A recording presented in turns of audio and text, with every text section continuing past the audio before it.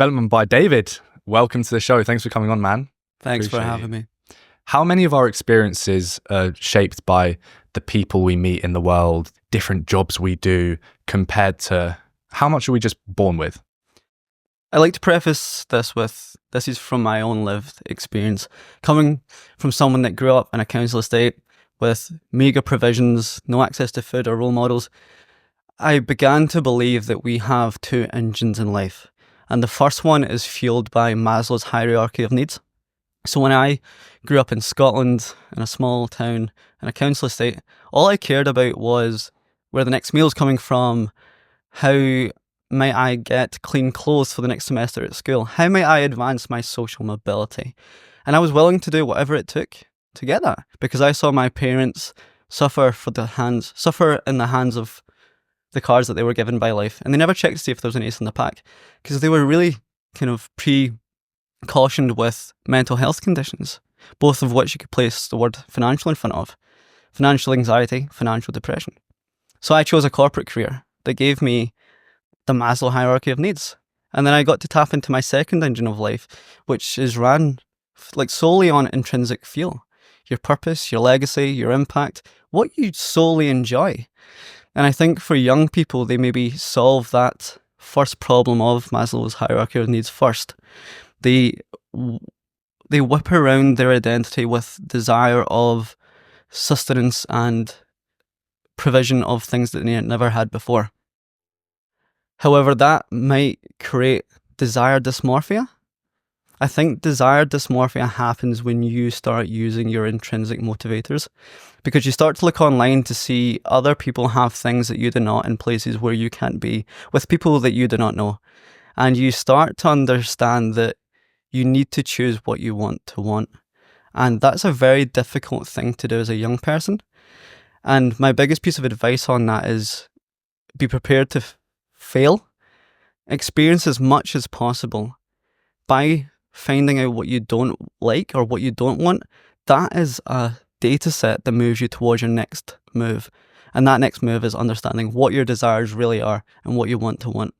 And what I've learned from my experience, having risen from a council estate, I'm not here to play rags to riches, but when I sufficed Maslow's hierarchy of needs and chose what I want to do with my life. What is that for anyone that doesn't know what the Maslow's hierarchy of needs specifically is? It really is the hygiene factors for life. It's safety, it's a shelter over your head, it's food, it's the meagre provisions that you need to survive. Not all the glamorous stuff that gets flashed about online. Yeah, and it's not fulfillment, it's not material desires, it's just basic sustenance. You touch on what you want to want, and that rings the bell of mimetic desires to me. And it begs the question, how much of what we want is down to what we feel is valuable to us, and how much of it actually do you think is just based on what we think people place value on, what we see people outside of our circle place value on as a society? I think it becomes more difficult in our generation because we do have access to comparisons on tap. Like I said, every day you refresh your feed to see people that you do not know in places that you've never been, with things that you do not have. And society places a metric against that. The like button is so binary. You can see how many likes on a screen that experience with that person got. And you are almost encouraged to replicate that within your own means. But I really think what you want should be the activity that you do where your inner monologue doesn't question itself, where you literally have no inner monologue because you're too busy reveling in being happy. A happy person doesn't ask why they're being happy because they're too busy being happy. And I think that is a really good indicator that you are renouncing mimetic desire and fulfilling your own desire. Thread the needle with me on that a little bit closer. What do you mean by knowing what you want to want? I think knowing what you want to want means looking at the lattice of experiences that you've had and understanding what experiences give you energy and what detract from your energy source. I think there's too much focus on time management and less emphasis on energy management.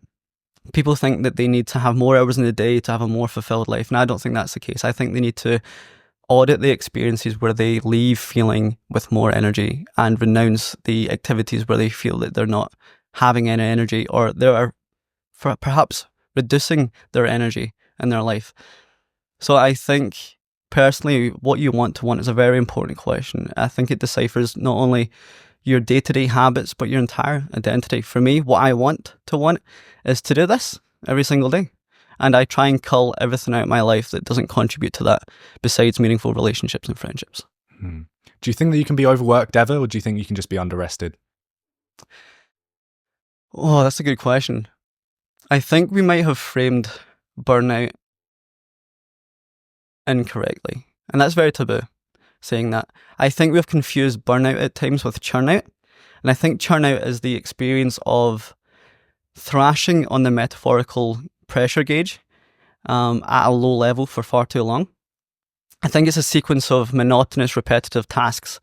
I think that people should be chasing novelty and intensity when they're feeling like that, not rest. I think people go on a holiday not to lie on a beach and read a book. I think it's because they're looking for a new experience in a new place. I think they're nourishing the soul with novelty and intensity. If you think about the pandemic, for example, the reason it went by for so many people so quickly is because they didn't have novelty and intensity. All of the novelty and intensity was outstripped from our life. So I think when people are experiencing burnout, they should check, am I experiencing churnout? I remember the pandemic, and I remember it as a culmination of about 2 different experiences because I was locked in my room. Literally, my memory is wiped from that period because I didn't have that variety of experiences with the outside world. But we're not in a world where there's a pandemic. We're in a world where you can fly to the other side of the fucking planet for 40 quid. So how do we make sure that we have as many different experiences as possible to stop burnout? I mean, that's a very personal question. It's based on your access to resource. Of course, growing up in a council estate, I couldn't have access to a flight across to LAX, for example. I had to make and recreate that novelty and intensity within my own social spheres. So that just means having a conversation with someone that you might not normally have a conversation with. I'm fascinated by origin stories and how we can learn from them. So that novelty and intensity might be spark up a conversation with the barista that serves you coffee in the morning, understand from their life experience what it's like to be a barista or have travelled to the destinations that they have. You can get second-hand intel from these people within our immediate social circles. Like I said, it's really difficult to understand what to want. However, you can almost achieve direction and indication by not doing the thing. Sometimes you can get that from a distant connection or a distant mentor or a distant role model, or from the person, like I said, that served you coffee in the morning. So I think that's a very low-hanging fruit to experience novelty and intensity, is to spark up everyday conversation. I always go out of my way to do this, to pat myself on the back for something. The one thing I will give myself credit for is every time I go to the supermarket, I try and chat to the person at the checkout and say hello. And if I see someone walking down the street that seems friendly and up for just a little hello and a wave, I'll do it, because it feels like we're missing that in the modern world. Do you agree with that analysis, that we're becoming more and more disconnected from having those new experiences and even just interacting with other people? I think it needs to be elected. I think it's so easy to be passive in this life. I found myself in troubled situations, and the reason I was able to advance my social mobility and be here with you is through being intentional with those connections. The reason I have a podcast is because I'm trying to create a lattice of new people, new stories, new experiences. So I think it's easier to be passive than ever before, and you can get ahead of competition by being intentional because no one's willing to do it. You mentioned origin stories, and your entire podcast, Development by David, go and subscribe everyone, is all about origin stories. Why? I was frustrated by the lack of social mobility in the UK. The UK isn't ranked highly in terms of its social mobility stats by the OECD. And do you know where it is ranked roughly? It's 20 something. Denmark's number one, and I think we are in its 20s. But it's one of the failing countries on social mobility. And I was starting to think, what causes social immobility? Yes, there's economic and governmental factors, but on a individualistic level, why is that the case? And it's because socioeconomic background is invisible. You can't walk into a room and see how socioeconomically diverse it is. And what that creates is poor visibility of role models. And I realised that by sharing my story previously to starting a podcast, which led to me speaking to the Queen, that my story bears weight. People were reaching out to me saying, David, you're so inspirational from coming from a council estate to being a podcaster or being in financial services, but I would never be so brave to share my story. So I wanted to create a directory of online role models. And the closest distance between two people is an origin story. It's the easiest way to connect to someone else. What was it like meeting the Queen? I have a two-pronged answer to this, Elliot, because on one hand, it was the most full circle moment of my life. In 2020, my mum passed away in February, and I was cultivating a life to get the luxuries that the neighbours had. My mum grew up in such poverty, and so did I. And I wanted to give her the holidays that she never had. But unfortunately, that never got to happen. She passed away. And in the same year, I started to gratitude journal and write positive affirmations, and I wrote, I will leave a legacy that is unique and concrete and will be recognised for my impact on the community. And in the same year, when I lost my Queen, I got to meet the real Queen. So it was so full circle, going from such a emotionally painstaking experience to having such a rewarding glimmer of light at the end. And my dad was a veteran. He guarded at Buckingham Palace, so it was very sentimental to me. The whole experience end to end was fantastic. She was a great listener and she was very curious about my story. She had visited my hometown too. However, after meeting the Queen, I felt almost like gold medal syndrome. I'm not sure if you've heard Olympians talk about this ephemeral depression that they slip into after achieving their wildest dreams of getting the gold medal. And I kind of felt the same because I was manifesting every single day that I would be a leader of inspired people and I'd leave a legacy that's unique and concrete and I'd be recognised by the community. Because I achieved that at its highest order in the same year, at the age of 21 in 2020, I thought, well, what's next? What's next for me? So I spent about a month realising or trying to realise what my new North Star was. And that's why the podcast was born. How do you prevent that gold medal syndrome? Is there a way? It's very cliche, but you know the saying, it's not about the destination, it's about the journey. Mm-hmm. I think it really goes back to that. It's about enjoying the process, not what the process buys you. And not having the narrative of, I'll be happy when, and choosing to be happy in the micro moments and being grateful for the opportunities that you have, such as meeting the Queen or having a conversation with a barista in the morning. It's finding gratitude in the process, finding happiness in the process, finding fulfillment in the process. It's a tricky balance because I find that a lot of the things I've achieved have come from that I will be happy when. And I think it's important to not just be a bundle of gratitude and nothing else, because then you neuter yourself and sedate yourself from having those big goals. So I think there is almost something to be said about kidding yourself that you will be happy when you achieve that thing, because it means something to you for a reason if you've thought about it long and hard. So I would maybe quibble that sometimes there is value in setting difficult long-term goals that you say will make you happy. I think you're right. And I think when you achieve that material desire or that metric on screen, whatever it may be that you set as your goal, to marinate in it as long as possible, because life will give you reasons to forget about it and move on to the next blip on the map. I think you should marinate in your achievements as long as possible, because life will throw you reasons not to be happy about it. It's tricky as well because I'm 19 and I'm at an age that all the adults speak about being the golden era and that you should lap up these moments while they last, because they're not going to last forever. And to me, that's so alien, because it feels like it is going to last forever. And I think selfishly, I'd want to ask, you're a little bit older, you're still fucking young and you're crushing it, but with a few more years of wisdom on your shoulders. And a few more grey hairs. No, come on. Look at that beautiful ginger bonce on the top of your skull. Yeah, there's nothing grey. What's left of it? How do I and other 19-year-olds, teenagers, 18-year-olds, 17-year-olds, whatever, how do I avoid taking what I have for granted now and later down the line regretting it? It's a great question. I don't mean to be wishy-washy again, but it is gratitude. It is being aware that you're the fittest that you'll ever be. You might be the strongest that you might ever be. You'll be the most nimble that you'll ever be.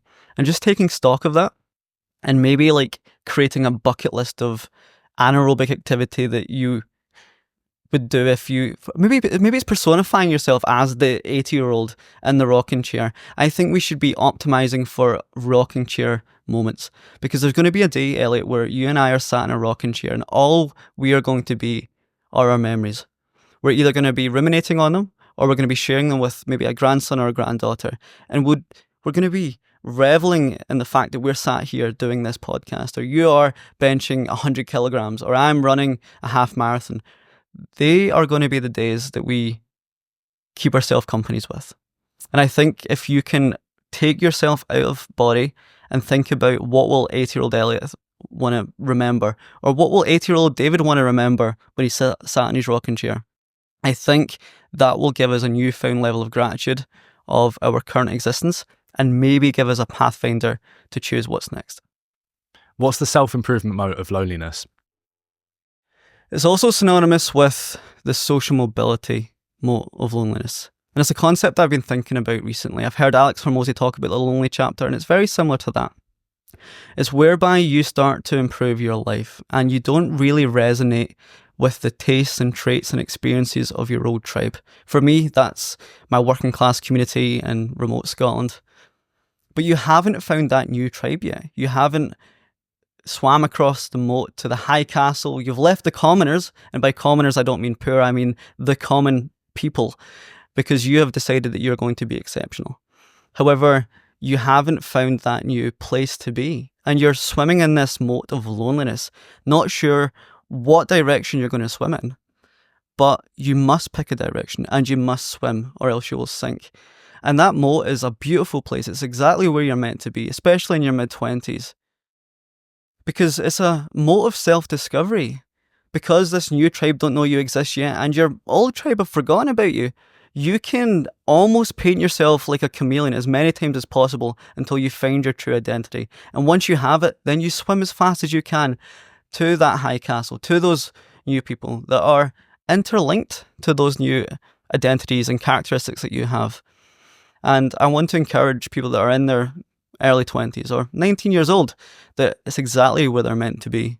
It's sad because the internet gives us access to all these different beautiful islands to swim towards, and it's like people have got the option to hop on some futuristic beautiful boat that can take them to America here, or the rest of Europe there, or Australia, and because of that they're paralyzed and they just stay in the middle of the ocean until the boat runs out of fuel and they drown. And I don't know how we combat that. People talk about it as the paradox of choice. In fact, that's a lie. I do know how we combat it, and I think I agree with you wholeheartedly in the sense that you should just pursue excellence for excellence's sake. But it feels like at the moment that's not transferring across. I had the wonderful Dr. Meg G on my podcast. I'm not sure if you've came across her work, but she wrote a book called The Defining Decade. And it's all about your 20s and why entering your 20s is essentially the most difficult decade of your life. And of course, your elders are going to be like, that's not the case. I love my 20s. I wish I could be 20. But in fact, categorically, it's the most difficult time of your life. And the reason it is because you're doing so many firsts. Your first kiss, your first heartbreak, your first job. And the reason they're so difficult is because you don't have a previous data set of experience to make informed decisions off. So my advice is to embrace the firsts.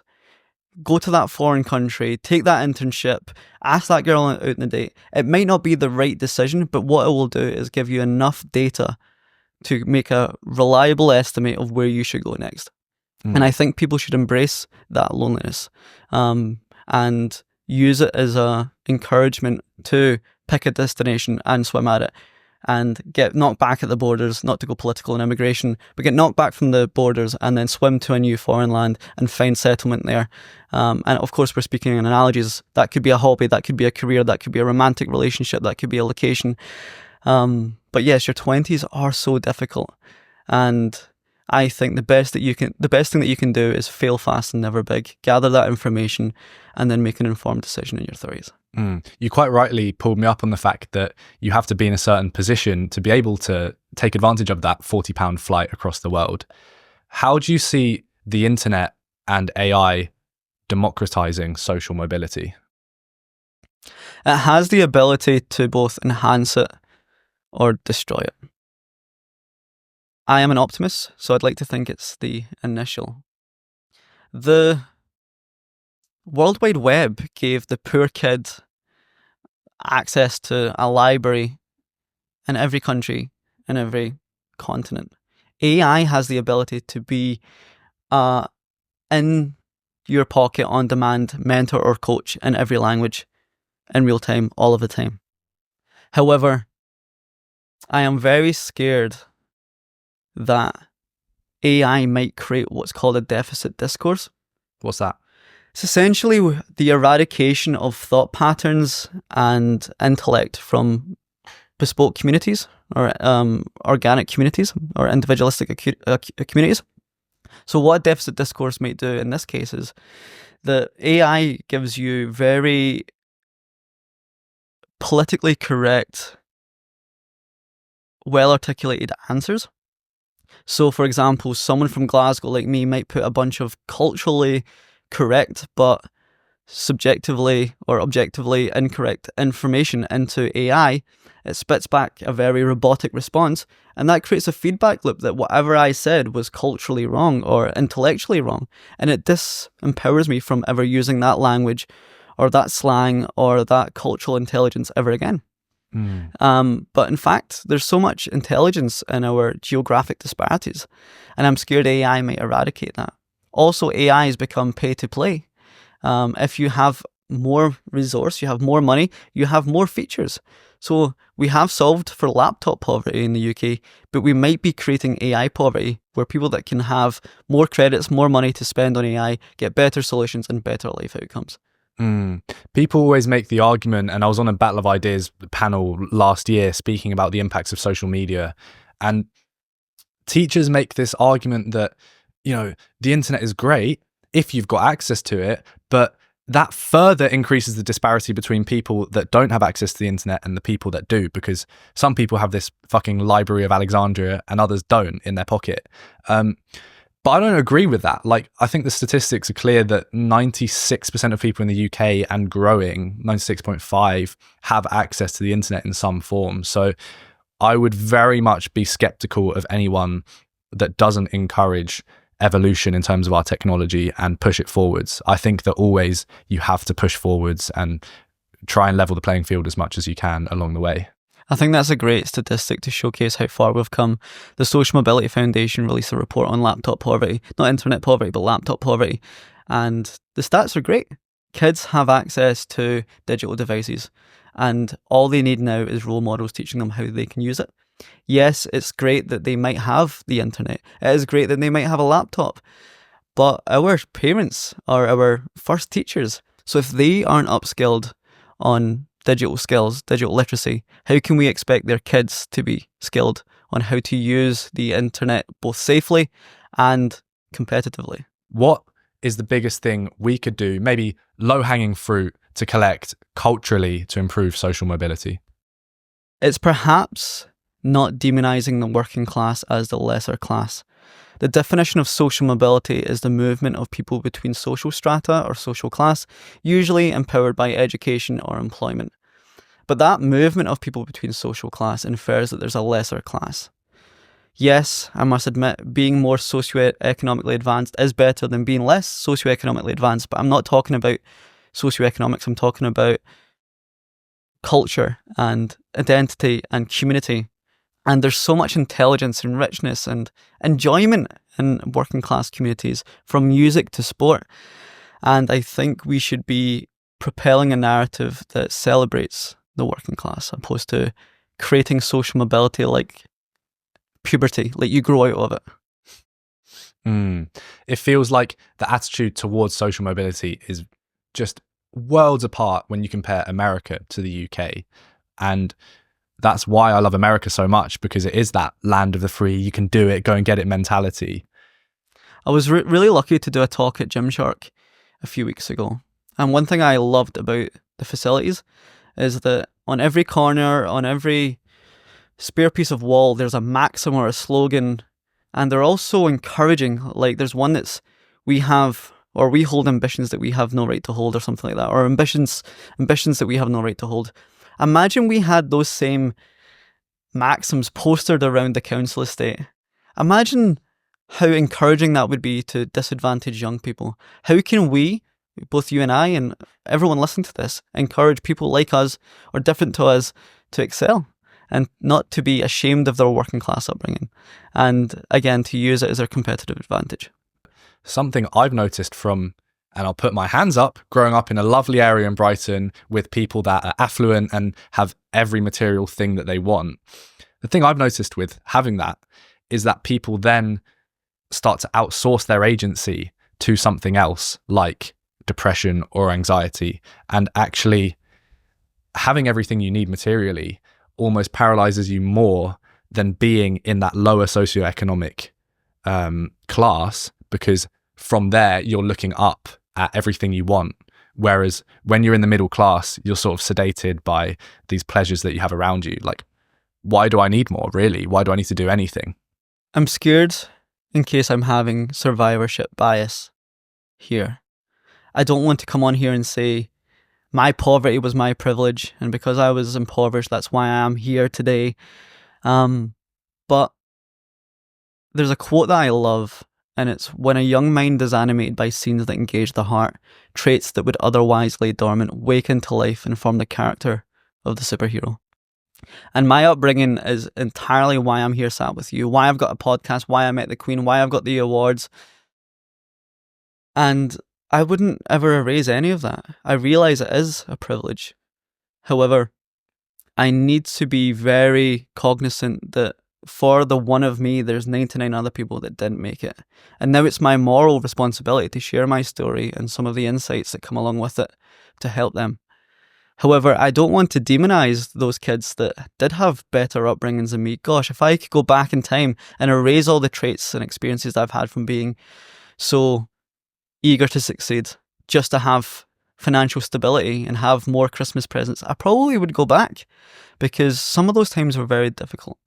And I need to profess that I don't want to demonise those who love fine wines and go on ski holidays and have the second home abroad, because that's not fair either.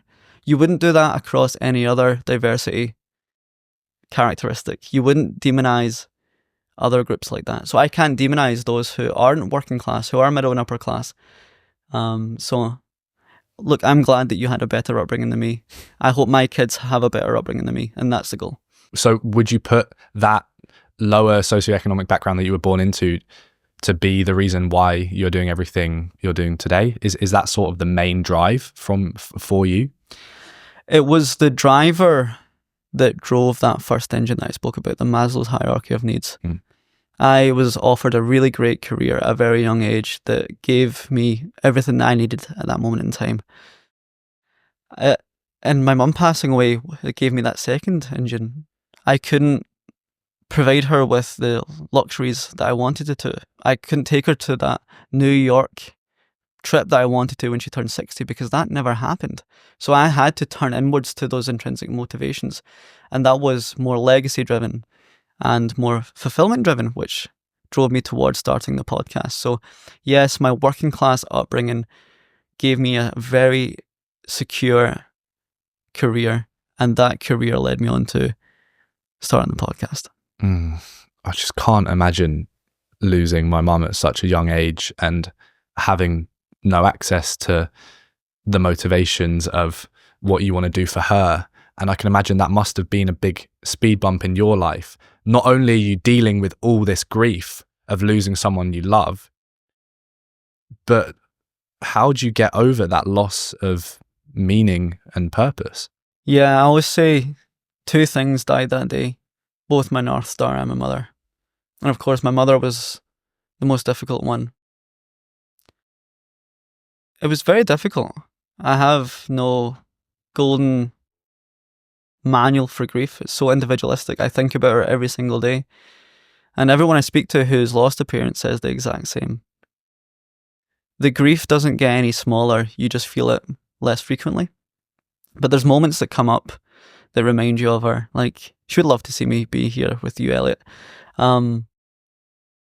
So I don't really have a roadmap for that. I really don't. But all I can say is that people that do have their parents with them today should gamify that mortality. Think about the things that they still have to say, the things they still have to do, the memories that they still have to create. Write them down and enact them today, tomorrow evening, this weekend. I know that my mum would have rather that I had a daily coffee with her on the couch instead of me going off early to work really hard to give her that New York surprise trip when she became 60, because newsflash, that never happened. I think people that have their parents, their brothers, their sisters, close relationships in their life should nurse them and treat them like it might be the last time that they see them. It's hard hearing that because I moved out age 18 from my mum. Yeah. And I remember telling her this story just before she went to bed the last night that I saw her before moving away. And it's about the Mexican Fisherman. I don't know if you're familiar with the Mexican Fisherman. So it's this American who's on this beautiful holiday on the beach in Mexico on the coast, and he's sat there relaxing. He's taking time off his job, and he sees this Mexican fisherman next to him, and he goes up to him and he's like, "Why are you just sat on the beach? Why are you just here fishing? Why are you not working?" And he's like, the American's like, "Okay, let me tell you what to do. I know a better idea. Why don't you fish 8 hours a day, 5 days a week, grind out, you know what? No, 16 hours. Don't see your family. And then you can buy 2 fishing rods. With those 2 fishing rods, you can get more fish. And then eventually you might be able to buy a boat. And on that boat, you can catch even more fish. And once you've started earning money from that boat, you can build a factory. And eventually you'll be in a position where you've done all this work and you can just retire and sit on the beach fishing with no worries with your top off in Mexico." And it's what he was already doing. And I told my mum that story because I wanted to make sure that moving out was really worth it. And I'm glad I did it. But I do have this constant burden of knowing that I had everything I wanted and that I gave that up voluntarily. So whatever the fuck I do now, better make that worth it. Steep, man. But I'm sure she's entirely proud that she's nourished the son that sat here with the confidence and bravado and intellect to do this. I think it is all worth it, and she would look at you right now and know that it was all worth it. Yes, she might prefer that you were there right now watching some sort of game show on the TV or out for dinner together, but she's equally satisfied that you're here. And I need to, with my story with grief, I need to think the same. I need to be reminded that my mum is glad that I made the sacrifices, the emotional sacrifices I did to work hard and create financial security for myself. And that's her legacy. She lives on in me. She sat here today with you. And there's parts of your mum that are sat here today. The traits that you have that she's passed on to you are sat here interviewing me today. So I think it's all worth it. I think it's really worth it, mate. I think it's all worth it. But don't bypass the micro moments. Give her a phone call on the way home. Tell her you love her. Go visit her. But ultimately, it's worth it. How does the quality of advice change talking to someone like a celebrity that's accomplished and doesn't seem to have any road bumps compared to someone that's maybe a reformed school shooter or an ex-convicted criminal that's now chosen to turn their life around? I've been thinking about this a lot recently, about how we have just as much to learn from failure as we do success. I think those who have failed in life or have taken a punch to the nose have more intel because they spend so much time analysing why that happened. If you look at a boxer that's lost a title fight, they will ruminate on that footage for weeks. They'll look at every punch, every misstep, every slip, every counter, and analyse why they lost. However, successful people, celebrities perhaps, I don't think we can trust their learnings because they're too busy being successful to understand why they are. And I've loved interviewing people like John Romano, who's a high school shooter, because you learn about his story and the missteps and the experiences that led him to do what he did, which is a heinous, horrible, inexcusable crime. I've interviewed local people in Glasgow who have ended up in youth prisons, and I understood why they ended up there too. And the reason I interviewed those people was to maybe reach out to people, mothers, fathers, teenagers themselves who maybe are going down that bad trodden path and understand that if they continue doing what they're doing, they might end up in a place like that. And I think that's because ultimately those who have succeeded are too busy enjoying being successful. Those who have failed will, oh my God, check every failing trade in their investment portfolio. Gosh, every failed stand-up gig that I have on my phone, I look at second by second, analysing why I wasn't funny and why I died in my arse. So I think it's really important to strike that balance of learning from successful people, but also looking at the autobiographies that are the opposite. Something I see a lot is these top dogs that have reached the pinnacle of their industry, whatever it may be, and oftentimes it's podcasters speaking about self-improvement. They preach this balanced lifestyle of 8 hours sleep a night, make sure you get your steps in, make sure you get your social contact, but also make sure that you work this amount of hours a day. Do you think that some of the advice we're given by the top dogs is unrealistic because they've forgotten the struggle that they truly had to go through to get to where they are, and now they're in a position where they can sleep 8 hours a night? I think the fundamentals are important. 8 hours sleep, exercise, sunlight. But beyond that, like the Ben Greenfield hyperbaric chamber or whatever these biohackers are doing online, they're such a luxury for people that are maybe doing a 5 to 9 outside a 9 to 5. They're very unrealistic habits. There is beauty in the struggle. My favourite moments are in my dad's council estate with my £60 microphone, trying to figure out how I'm going to make a podcast work. They are the glory days. When I have the highs with the podcast, like meeting Jimmy Carr, I don't forget the time that I am achieving. I don't forget that I'm achieving goals that I once told myself would make me happy. And I think, especially in your 20s, you have so much time to recuperate from risk and mistake. You should enjoy being in the trenches as long as possible. My favourite moments are doing exactly that. What was it like meeting Jimmy Carr? He's exactly how he seems on screen. He's so hilarious, so quick with it, but also very gentle and very kind. He didn't have to do my podcast. If anyone's listening and have checked it out already, I've only got a meager few thousand followers across platforms. He did it because he heard my story. I'm a budding working class podcaster and comedian, and he related to me to some degree. And he paid it forward, came on my show. We developed this bond, and it was amazing because I grew up watching 8 out of 10 Cats in my council estate with my sister, especially after my mum passed. We used humour to bond us and to heal us from that tragedy. So being able to take my sister down to London to meet her hero, my hero, was just so full circle. I have to give kudos to Jimmy. He is a fantastic, fantastic human, an amazing comic, and such a kind soul. Do you ever feel like self-improvement can become a bit of a crutch? Some people can't function if they don't have their grounding time, 10 minutes barefoot exposed on the sand, and the perfect balance of electrolytes and creatine. I'm speaking about myself because I would have been fucking pissed off if I didn't have my creatine and electrolytes before this. But is it justified that I rely on those particular things to perform? Or actually, is the true sign of self-development that you can do anything at any time without all these tools? I think you have more to speak on this than me.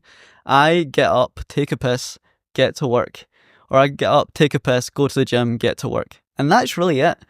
I have a full-time job. I run a podcast. I do stand-up comedy. I don't actually have enough time in the day to ground in the morning. I live in like a 3-story flat. It would take me 5 minutes to get down, 10 minutes to ground, 5 minutes back up. That's 20 minutes that I could use to get to work, for example. I don't have the time luxury to do that.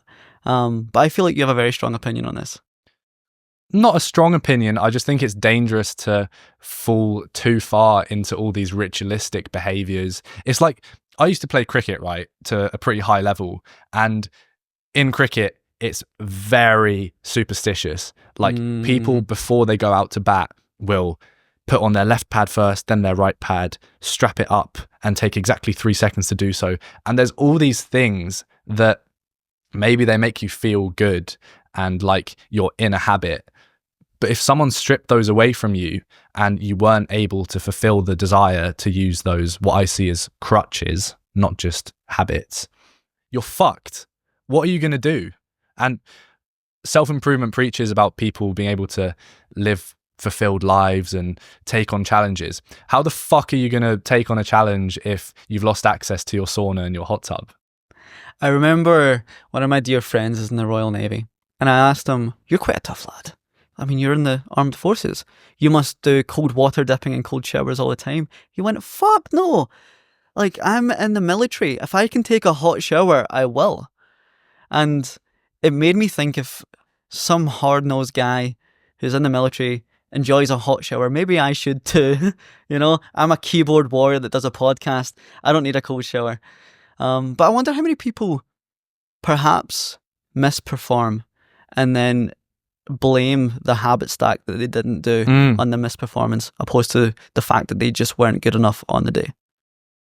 Yeah, such a good point. Such a good point. Do you believe in luck? I believe you can create your own luck. And that's by working as hard as you can. It's by saying yes and figuring it out later. Especially in your 20s, I think you can create your own luck. And luck is simply when preparation meets opportunity. Where is that quote from? Because I thought I fucking came up with that. I don't know. Such a good quote. It's definitely on like a 6-minute journal somewhere that you can get off Amazon, I'm sure. Yeah. But I do think you create your own luck. I don't believe in luck in like the world, the universe gives it to you. I think if you work hard enough and you seek betterment, opportunities will gravitate towards you. And it's because you'll be on the outlook for them. You'll look out for these opportunities. And if you are more passive, these opportunities will pass you by and you won't even see them as opportunities. And that might be having a conversation with a barista and a Costa in the morning whose uncle so happens to be a really interesting podcast guest that you get introduced to. Or it could be a recruiter on the way to work. It could be just those little micro moments. But I think if you aren't prepared, opportunities will be masqueraded as everyday events. And I think you're the best example of 99% of the time, luck is just when preparation meets opportunity. I see you always putting things into place and making sure that they happen. I'd be intrigued to hear about your insight into networking coming from the background that you have. Network's quite a dirty word, and it's something that sort of, we have connotations of some middle class people clinking champagne glasses. How important is networking? It's entirely important. It's the secret to success. I had one of my favourite authors, Dr. Albert Laszlo Barabasi, on the podcast recently. And in fields where performance is hard to measure, for example, podcasting, networks take centre stage. For example, I can now signify to my audience that I've had a Jimmy Carr on or Rory Sutherland. That really showcases the efficacy of the podcast. And yes, people with more affluent upbringings are perhaps more well connected, but it doesn't mean that you shouldn't try to form those connections through intention. I think it's important to understand what you want, what table that exists in, and ask someone to pull a seat at the table for you. You speak about being nodes separated apart from someone. What does that mean? I believe you should focus on forming one true connection. And what happens when you form one true connection is that compound interest or compounding takes center stage. And what one true connection solely means is just picking literally anyone and showcasing your highlights, your lowlights, your origin story, and where you want to get to.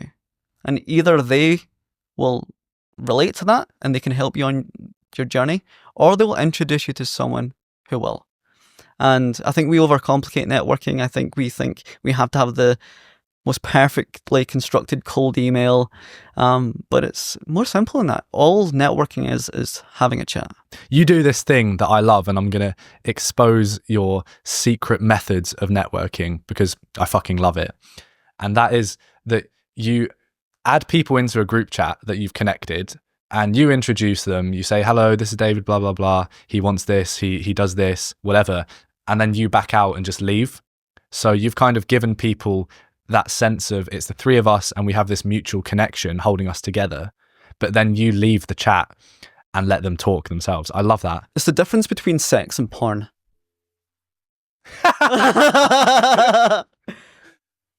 Because I think if there's a cameraman in the room, there's a moderator, me, they're going to put on a performance. They're not going to connect intimately or organically.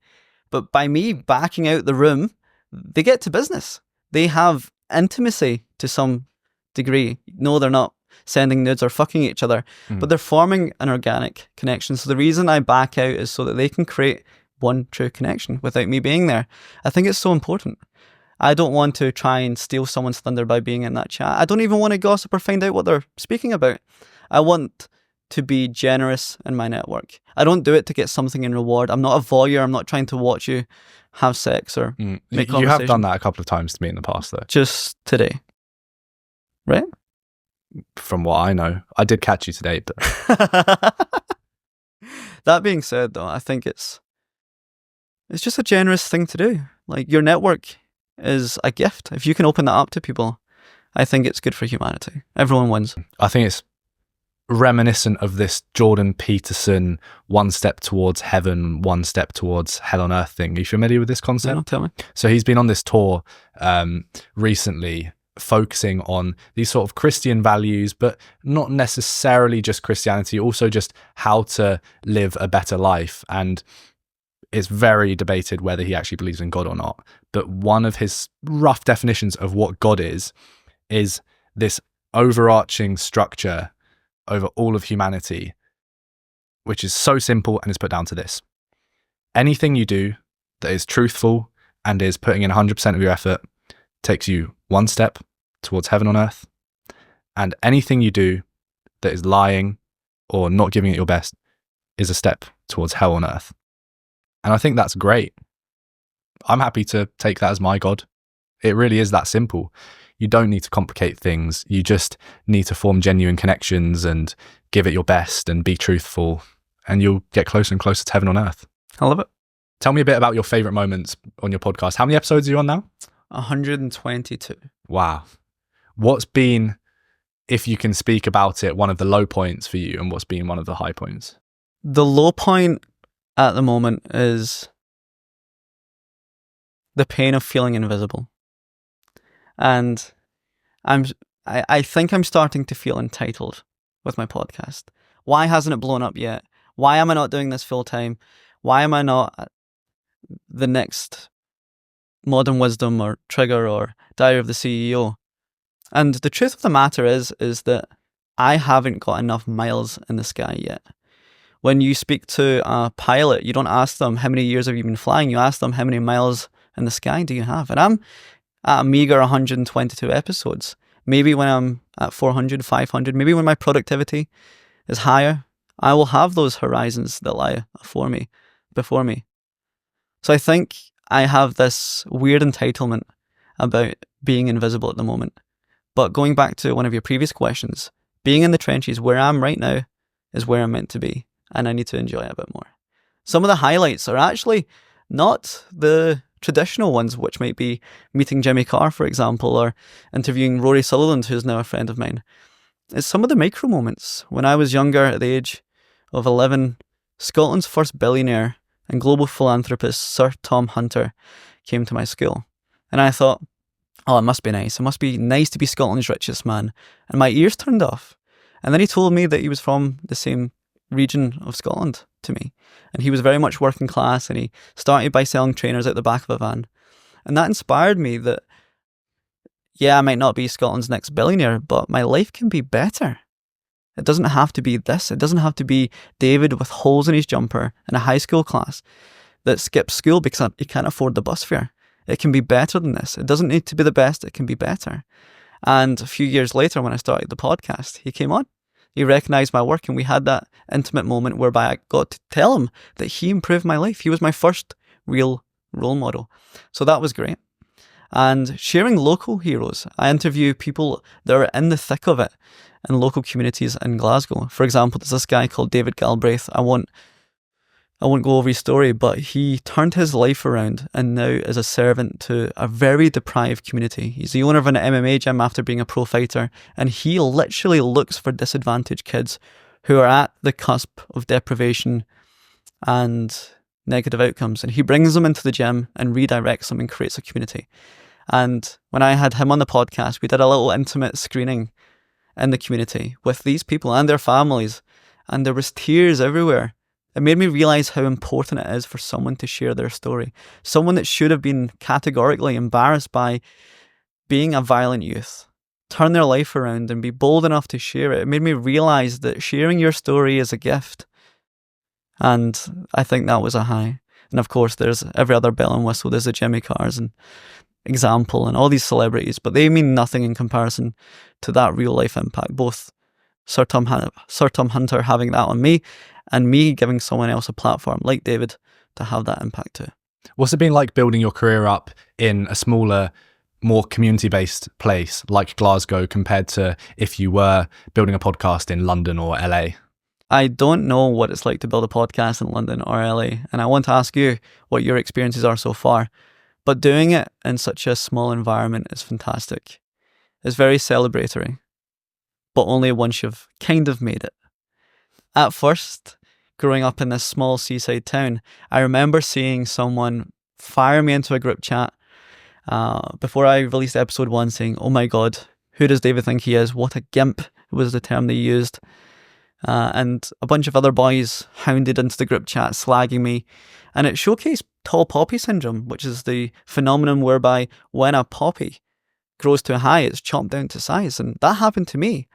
And one of the boys leaked it to me in solitude and confinement, and it hurt me, it bruised me, but I bit down on the proverbial gum shield and thought, fuck it, I'll do what I can, I'll prove these fuckers wrong. And I did exactly that. So a few years later, I was in a local nightclub when I was 23 or something like that, and the same kid that put that into the group chat showed me his Spotify and showed me him with all the played line graphs showcasing that he had listened to 4 or 5 or 6 episodes. But now that I'm on the other side of that, interviewing celebrities, and I'm no Joe Rogan, I'm no Modern Wisdom, I'm just better than I once was, and I've had some great guests. I feel them getting some sort of second-hand celebration or second-hand status from me. But I'm happy that they're doing that. I'm happy that my improvement is inspiring them or making them feel good either about the town or themselves. I hope that it uplifts their aspirations. You hear this phrase, you're the average of the 5 people you surround yourself with. And I think that's great. But I don't think leaders renounce that tribe. I think a real leader inspires excellence from those average 5 people and uplifts their standards, so you create a pact of tight motherfuckers. If I think about all my friends in Glasgow, they come from wildly different upbringings, different socioeconomic status, but what they all have is that they elect hardship and they have distance travelled. It's this weird paradox of people always hating on you until you've made it, but simultaneously when they see you start to grow, they want you to because they're linked and connected to you. I spoke to a mentor of mine recently, a wonderful guy. He's a CEO of a multinational investment bank. And he's mentored me for many years. We have very similar upbringings and origin stories. And he's wildly successful. He has a family. And I asked him, why do you mentor me? You don't need to. And he said, well, every time that you do something great, it makes me look great. As much as I care about you and your upbringing and your story and where you're trying to get to, and I'm going to help you get there. But one of the reasons, selfishly, I do that is because it makes me look good. I look like I've played a small part in getting you there. And whether that's showcased to the wider world or just to myself, I feel good about it. And I think people do that on the micro level and the community level too. What would your one piece of advice be to someone who's in Gen Z?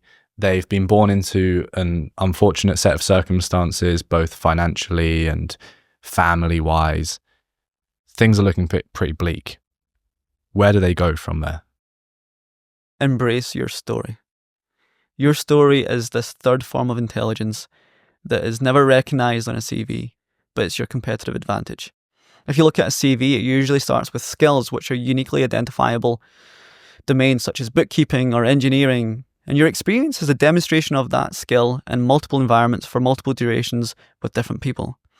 But your third form of intelligence is your story, because that is a unique perspective that has intelligence if you share it with other people. The cultural upbringing that you might have had, the geographic disparity that you might have faced, if you internalize it, that's your unique competitive advantage because no one else has that. I think about three forms of intelligence: IQ, EQ, and RQ. And RQ is resilience quotient, and it's your ability to maintain composure and draw insight from your hardship. And I would encourage people, regardless of what background they came from, embrace the struggle, learn from it, and use it as your competitive advantage because no one else has it, and no one else will have the same level of enjoyment sharing it. David, thank you so much for coming on the show, mate. Been so nice speaking to you. As a mate, just down in London as well. You need to fucking come down more often, please. They don't usually let Scotsmen down here. I'm surprised there's no subtitles on the pod already. Rightly so. We did have to handcuff him, bringing him into the building until he was out of the radius of local schools. Anyway, where can people find you if they want to see more of your stuff? Outside the local school? No. At David McIntosh Jr. That's David McIntosh Jr. on social media. Elliot, thanks for having me.